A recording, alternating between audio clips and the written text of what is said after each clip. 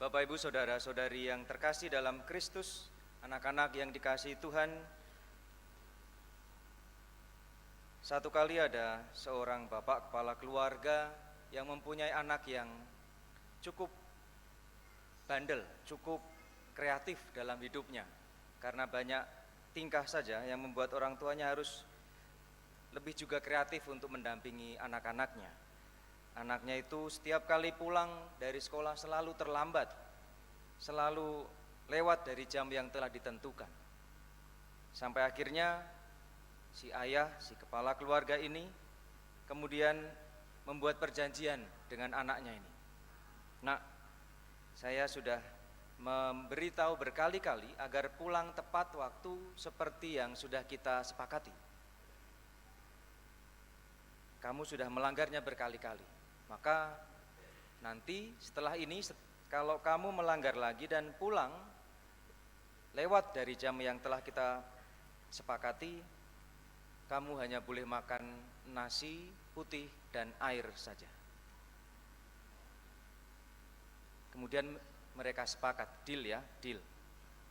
Esok harinya anaknya berangkat sekolah dan ternyata hari itu seperti biasanya anaknya pulang lebih lambat dari jam yang telah disepakati, bahkan lebih larut lagi. Maka kemudian ayahnya yang menunggu di rumah berserta dengan ibunya, ketika anaknya pulang tidak disapa, anaknya juga tidak menyapa, sampai akhirnya ketemu di meja makan. Di meja makan akhirnya seperti yang telah disepakati, anaknya hanya disiapkan nasi putih dan air putih saja. Dengan sedih anak itu melihat nasi putih di piring dan air putih di sampingnya. Ketika mereka mau mulai makan, tiba-tiba bapaknya bangkit berdiri. Dia mengambil nasi putih dan air itu dan menukar dengan piringnya yang penuh dengan makanan yang lebih enak. Anaknya jadi makan lebih enak, bapaknya makan nasi putih dan air putih.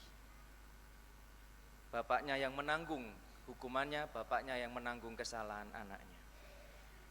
Saudara-saudari yang terkasih, anak-anak yang dikasihi Tuhan, pemimpin dalam iman Katolik bukanlah pemimpin yang menguasai. Pemimpin bukan pemimpin yang membuat orang lain sengsara, tetapi pemimpin yang mengasihi, pemimpin yang mengayomi. Bapak tadi mencintai anaknya, membuat aturan bukan untuk mengekang anaknya, tapi untuk mendidik anaknya. Bahkan ketika akhirnya anaknya pun tidak taat lagi, tidak mengikuti aturan yang telah disepakati bersama, hukumannya bukan anak yang melakukan, tapi bapaknya yang akhirnya menanggung hukuman. Saudara-saudari yang terkasih, hari ini kita merayakan Hari Raya Kristus Raja Semesta Alam. Sebagaimana saya sampaikan di awal tadi, perayaan ini adalah perayaan di mana gereja mau melawan dunia yang semakin meminggirkan Tuhan dalam kehidupan, semakin menjadikan Tuhan bagian yang terpisah dari kehidupan manusia sehari-hari. Padahal bagi kita, Yesus Kristus adalah awal dan akhir. Yesus Kristus adalah Alfa dan Omega. Yesus Kristus adalah Raja di hati kita, yang menguasai pikiran, hati, dan budi kita. Kalau kita kemudian menyadari itu, maka kemudian kita bisa mengatakan bahwa sungguh ketika kita merayakan setiap tahun Hari Raya Raja Kristus Raja Semesta Alam juga mempunyai dampak yang positif bagi hidup kita secara pribadi, bersama dalam keluarga maupun dalam masyarakat. Maka saya bersamaan dengan hari ini juga gereja merayakan bersama dunia Hari Orang Muda Sedunia.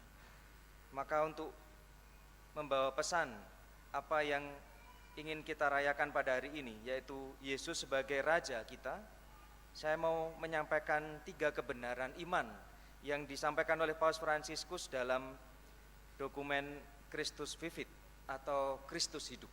Ada 3 kebenaran yang kiranya bisa menjadi pegangan kita untuk mensyukuri hari raya ini. Yang pertama, Paus Fransiskus mengingatkan kita bahwa kebenaran yang pertama adalah bahwa Allah mengasihi kita. Dokumen ini diberikan secara khusus untuk orang-orang muda, untuk orang-orang remaja, tapi juga bisa kita gunakan sebagai permenungan kita bersama orang-orang yang lebih banyak umurnya. Allah mengasihi kita. Tidak penting jika kita telah mendengar ini berulang kali, tetapi jangan pernah meragukan ini. Allah mengasihi kita. Maka ketika kita menyadari bahwa Allah mengasihi kita, di tengah kehidupan yang tidak pernah mudah, selalu ada tantangan, ada kesulitan-kesulitan, kita diingatkan. Kalau kita sedang merasa ragu akan iman kita, datanglah kepada Yesus. Paus Fransiskus mengatakan, apa yang membuat Tuhan khawatir adalah bila kalian tidak berbicara padanya, bila kalian tidak membuka diri secara tulus untuk berbicara dengannya. Kalau kalian, anak-anak muda ini, atau kita semua sedang galau, sedang banyak pikiran, banyak tugas, banyak tekanan, jangan obral di media sosial. Datang kepada Yesus, sampaikan kepada Yesus apa yang menjadi kegelisahan kita, kegalauan kita, perjuangan kita. Media sosial itu hanya akan membuat hidupmu semakin runyam, bukan menjadi lebih damai. Karena netizen, katanya netizen plus 62 itu lebih kejam daripada ibu tiri. Maaf, bukan tapi datanglah kepada Tuhan dalam pengalaman-pengalaman sulit, dan percayalah, Allah yang mengasihimu akan mendengarkanmu. Yang kedua, kebenaran iman yang kedua, Paus mengingatkan bahwa Kristus menyelamatkanmu.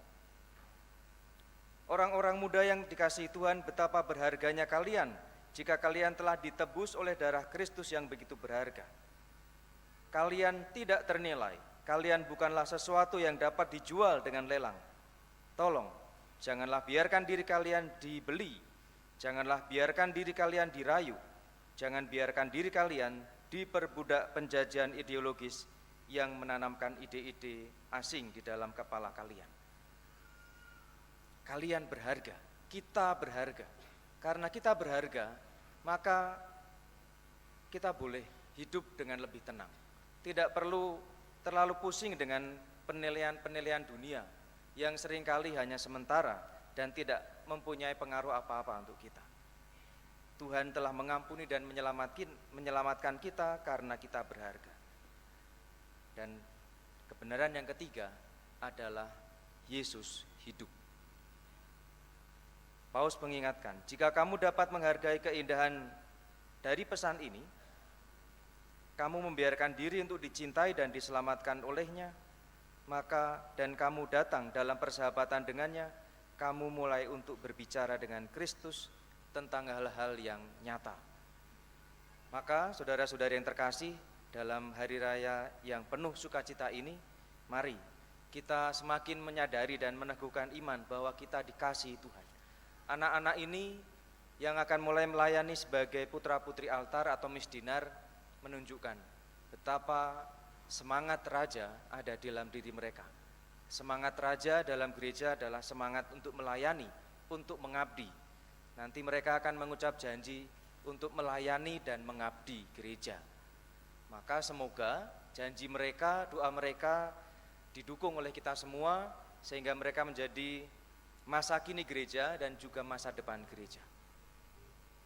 Mereka menjadi salah satu benih tempat penyemaian pelayan-pelayan gereja.